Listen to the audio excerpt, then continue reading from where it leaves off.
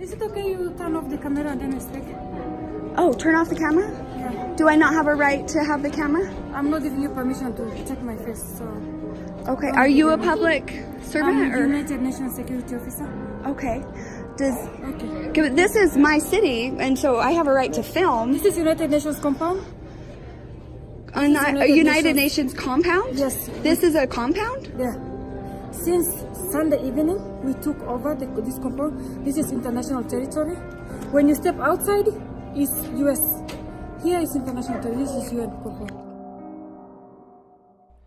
The United Nations claims to be the champion of your human rights. Here they are boasting about how they love the freedom of the press.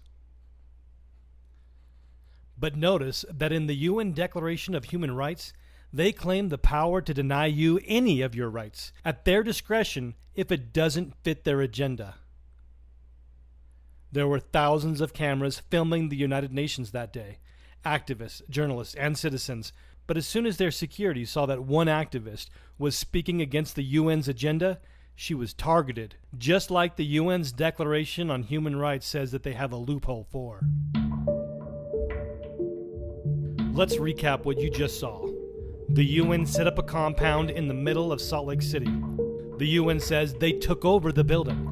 The UN stated that the taxpayer-funded Salt Lake Palace was now international territory where U.S. rights don't apply.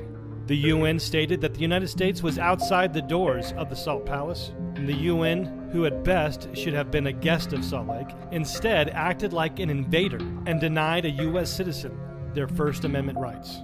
Should the United Nations be allowed to simply claim territory in the middle of the United States and deny any U.S. citizen any of their inalienable rights?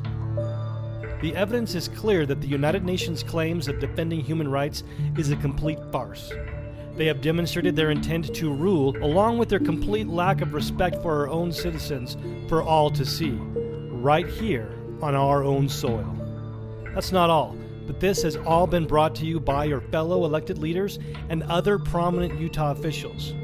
The Utah legislature actually paid for them to come here and defended this international compound with your tax dollars. The mayor of Salt Lake City welcomed them with open arms, and the executives of Utah Valley University invited them here shortly after they officially signed up to promote the UN's agenda through the university. Do you know that the United Nations is already writing and passing laws that the state of Utah and Utah's cities are putting into law on behalf of the UN? If you're upset that the Utah legislature and the city of Salt Lake invited this organization to come and trample on your rights,